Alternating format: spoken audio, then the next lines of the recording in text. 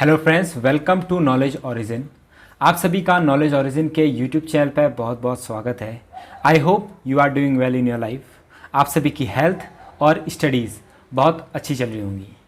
So friends, जैसा कि आप सभी को पता है, इस चैनल पे हम उत्तराखंड पुलिस के एसआई और कांस्टेबल के जो रिटर्न एग्जामिनेशन होता है उसमें पूछे जाने वाले जीएस सेक्शन को कवर कर रहे हैं।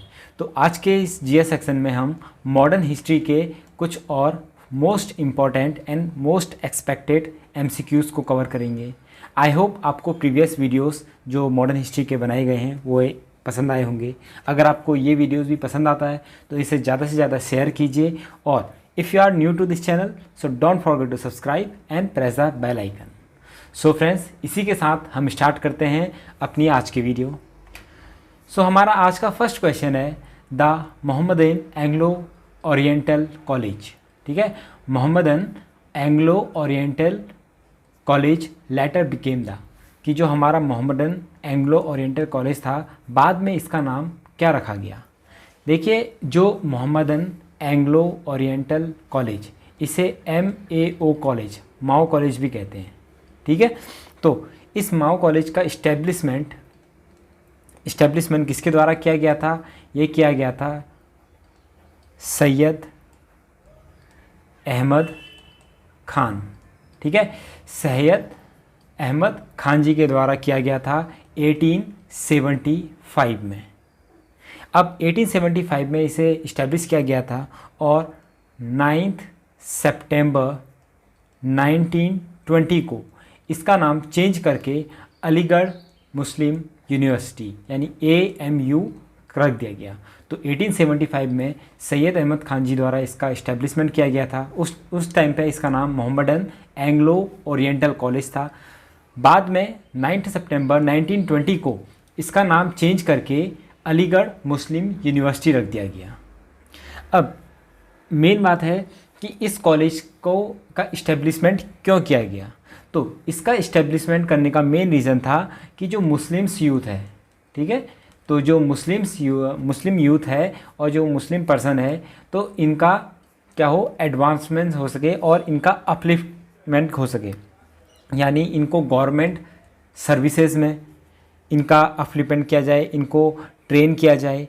जो उस टाइम पे ब्रिटिश रूल था, ठीक है, उसमें जो उनकी पॉलिसीज़ थी, पॉलिटिक्स थी, जो उनके एजुकेशन सिस्टम था, उसके अकॉर्डिंग इनका अपलिफ्टमेंट हो सके, यानी इनकी जो स्तर है इसको उठाया जा सके, इनका डेवलपमेंट हो सके मुस्लिम यूथ का और मुस्लिम पर्सनस का। तो उस एम को ध्यान रखते हुए इस कॉलेज को बनाया गया। नेक्स्ट है पूर्ण स्वराज, यानी complete independence was declared to be the goal of the Indian National Congress यानी INC इन इट्स सेशन। यानी पूर्ण स्वराज यानी total independence INC Indian National Congress का एकमात्र लक्ष्य कब घोषित किया गया? तो कब किया गया था? देखिए, ये किया गया था लाहौर के 1929 सेशन में। देखिए, लाहौर में 1929 को, ठीक है, INC का एक सेशन होता है जिसके प्रेसिडेंट कौन रहते हैं? जवाहरलाल नेहरू। तो इनकी अध्यक्षता में 1929 को लाहौर में इंडियन नेशनल कांग्रेस का एक सेशन होता है। इसमें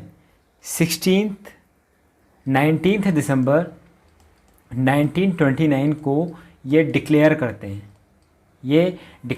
हैं और क्या करते हैं? एक्सेप्ट करते हैं टोटल इंडिपेंडेंस को अपना एकमात्र लक्ष्य।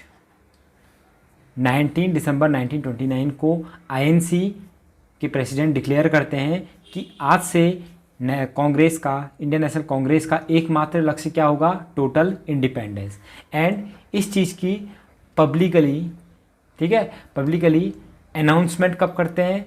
26 जनवरी 1930 को।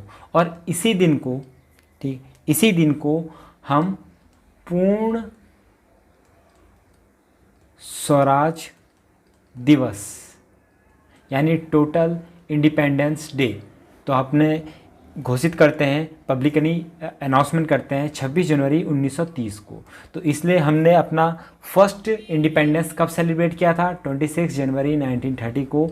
और यही रीज़न है कि हम अपना जो रिपब्लिक डे अनाउंस करते हैं, ठीक है। रिपब्लिक डे क्यों सेलिब्रेट करते हैं? क्योंकि उस दिन हमारा कॉन्स्टिट्यूशन, इंडियन कॉन्स्टिट्यूशन लागू हुआ था। और इसीलिए 26 जनवरी को हमारे लिए 26 जनवरी हमारे लिए इतनी इम्पोर्टेंट डेट है, क्योंकि हमने इस दिन अपना फर्स्ट इंडिपेंडेंस डे सेलिब्रेट किया था। ये बात रही। और इसके अलावा जो इम्पोर्टेंट बात है कि 26 जनवरी 1930 को लाहौर में रावी नदी के तट पे, जो रावी रिवर है, इसके तट पे जवाहरलाल नेहरू ने क्या किया था? ट्राई कलर, यानी जो हमारा नेशनल फ्लैग है, इसे होइस्ट किया था, ठीक है। ये तिरंगा फहराया था और पूर्ण स्वराज की घोषणा करी थी। तो इसीलिए भी हमारा जो ये डेट है 26 जनवरी 1930, ये इम्पोर्टेंट है। तो हमारा option second.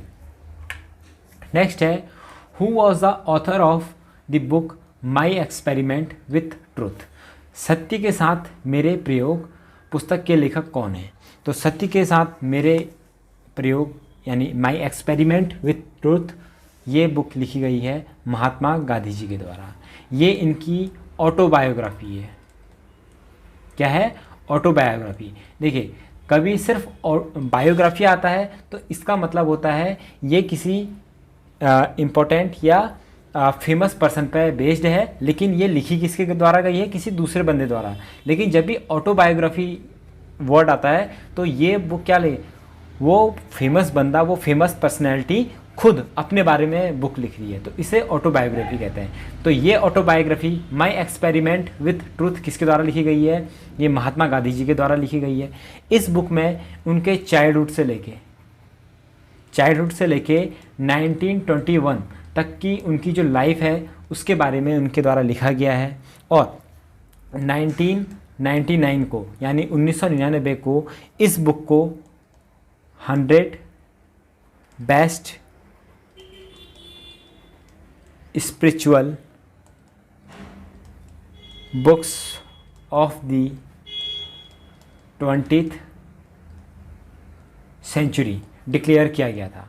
100 best spiritual books of the 20th century, यानी 20वीं सदी की टॉप 100 बेस्ट स्पिरिचुअल बुक्स में से एक ये बुक भी है, माई एक्सपेरिमेंट विथ ट्रूथ। अब देखिए, इसके अलावा जो महात्मा गांधी जी हैं, इन्होंने कुछ न्यूज़पेपर भी पब्लिश किए थे अपने जीवन काल में। ये कौन कौन से हैं? पहला है नवजीवन, फिर है यंग इंडिया, इसके अलावा है इंडियन ओपिनियन, और इसके बाद है हरिजन। ठीक है, तो ये कुछ फेमस इनके बुक्स हैं, सॉरी न्यूज़पेपर्स हैं। इनकी कई सारी बुक्स हैं, उसमें से एक सबसे बेस्ट बुक है माई एक्सपेरिमेंट विथ ट्रूथ। हमारा नेक्स्ट क्वेश्चन है, Motilal Nehru and Chittaranjan Das were the founder member of the which organization? तो इनमें से किस ऑर्गेनाइजेशन के फाउंडिंग मेंबर हैं? कौन? मोतीलाल नेहरू एंड चित्तरंजन दास। तो इसमें से कौन सी है? स्वराज पार्टी। स्वराज पार्टी का पूरा नाम क्या था? कांग्रेस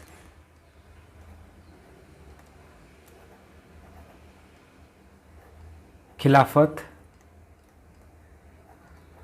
स्वराज्य पार्टी। तो कांग्रेस खिलाफत स्वराज पार्टी, इसका इस्टेब्लिशमेंट किया गया था जनवरी 1923 को। मोतीलाल नेहरू, चित्तरंजन दास और इनके अलावा एक और फाउंडिंग मेंबर थे, वो थे नरसिम्हा चिंतामन केलकर। ठीक है, नरसिम्हा चिंतामन केलकर, मोतीलाल नेहरू एंड चित्तरंजन दास, ये सब क्या थे? इस पार्टी के क्या थे? फाउंडिंग मेंबर थे, जो कि है स्वराज पार्टी या कांग्रेस खिलाफत स्वराज पार्टी। अब ये जो स्वराज पार्टी थी, ये किससे, मतलब जो इसका इंस्पायर्ड थी, ये idea of Swaraj, idea of Swaraj से प्रेरित थी, इंस्पायर्ड थी। और ये किस पे बिलीव करती थी? सेल्फ गवर्नमेंट पे और पॉलिटिकल फ्रीडम पे ये बिलीव करती थी कि जितनी भी पॉलिटिकल फ्रीडम है इंडिया की, ये इंडियंस के पास रहे, और सेल्फ गवर्नमेंट में सिर्फ मतलब जो गवर्नमेंट है इसमें सिर्फ इंडियंस रहे। जो इसके प्रेसिडेंट थे ये थे चित्तरंजन दास। चित्तरंजन दास क्या थे? इसके प्रेसिडेंट रहे। और मोतीलाल नेहरू क्या थे? इसके सेक्रेटरी रहे। ठीक है, अब ये बनी कब थी? जनवरी 1923 में। और इस पार्टी को डिसॉल्व कब किया गया? 1935 में। आई होप आपको ये समझ में आ गया होगा। नेक्स्ट है the immortals national song Vande Mataram. ठीक है, हैज़ बीन रिटन बाय, कि इसमें से जो वंदे मातरम गीत है इसमें से किसके द्वारा लिखा गया है? तो ये लिखा गया है बंकिम चंद्र चट्टोपाध्याय, या इनको बंकिम चंद्र चटर्जी भी कहते हैं। ठीक है, तो फ्रेंड्स इसमें से आप देखिए कई लोगों को कन्फ्यूजन रहता है। क्या रहता है? एक है नेशनल एंथम और एक है नेशनल सॉन्ग। जो नेशनल सॉन्ग है ये है वंदे मातरम, और जो नेशनल एंथम है ये है जन गण मन, यानी राष्ट्रीय गीत। राष्ट्रीय गीत है वंदे मातरम और राष्ट्रीय गान यानी एंथम है जन गण मन। वंदे मातरम, ठीक है, वंदे मातरम ये किसके द्वारा लिखा गया है? बंकिम चंद्र चट्टोपाध्याय द्वारा।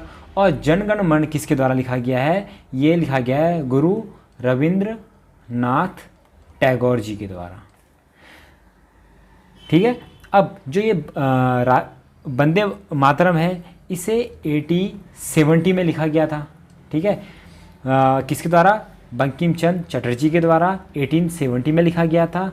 और 1882 में इसे फेमस नोवेल थी आनंद मठ, आनंद मठ, इसमें ऐड किया गया था। ये किसके द्वारा लिखी गई थी? बंकिम चंद्र चटर्जी द्वारा। ठीक है, याद या बंकिम चंद्र चट्टोपाध्याय 1870 में ये गीत लिखा गया था और 1882 में इसे आनंद मठ में ऐड किया गया, और यही हमारा राष्ट्रीय गीत है। अब जो नेशनल सॉन्ग है, राष्ट्रीय गान, रविंद्रनाथ टैगोर जी के द्वारा ये लिखा गया था। ठीक है, अब इसके अलावा जो मोस्ट इम्पॉर्टेंट बात है, इन दोनों राष्ट्रीय गान यानी एंथम और राष्ट्रीय सॉन्ग यानी नेशनल सॉन्ग, इनके बारे में मोस्ट इम्पॉर्टेंट बात है कि नेशनल सॉन्ग यानी वंदे मातरम ये 1896 में, ठीक है, आईएनसी का कलकत्ता सेशन हुआ था। क्या हुआ था? कलकत्ता सेशन हुआ था। इसमें रविंद्रनाथ टैगोर जी के द्वारा ये फर्स्ट टाइम ये गाना गाया गया। ठीक है, जो नेशनल सॉन्ग है वंदे मातरम 1896 का एनसी सेशन होता है कलकत्ता में, रविंद्रनाथ टैगोर जी के द्वारा इसे गाया गया। और जो जन गण मन है ये फर्स्ट टाइम कब गाया गया? ये 1911 के आईएनसी सेशन में गाया गया। और ये सेशन कहाँ हुआ था? ये भी कलकत्ता में हुआ था। 1896 में फर्स्ट टाइम गाया गया रविंद्रनाथ टैगोर जी के द्वारा कलकत्ता सेशन में, और नेशनल एंथम जन गण मन 1911 में आईएनसी सेशन में जो कि कलकत्ता में हुआ था ये गाया गया। सो फ्रेंड्स, आई होप आपको ये वीडियो पसंद आई होगी। तो फ्रेंड्स ये थे आज के टॉप 5 MCQs। ये most important and most expected questions है जो कि आपके रिटन एग्जामिनेशन में पूछे जा सकते हैं। अगर आपको ये वीडियो पसंद आती है सो इस वीडियो को ज़्यादा से ज़्यादा शेयर कीजिए। If you are new to this channel so don't forget to subscribe and press the bell icon. तो मिलते हैं नेक्स्ट वीडियो में कुछ another most expected and most important MCQs के साथ। तब तक के लिए जय हिंद।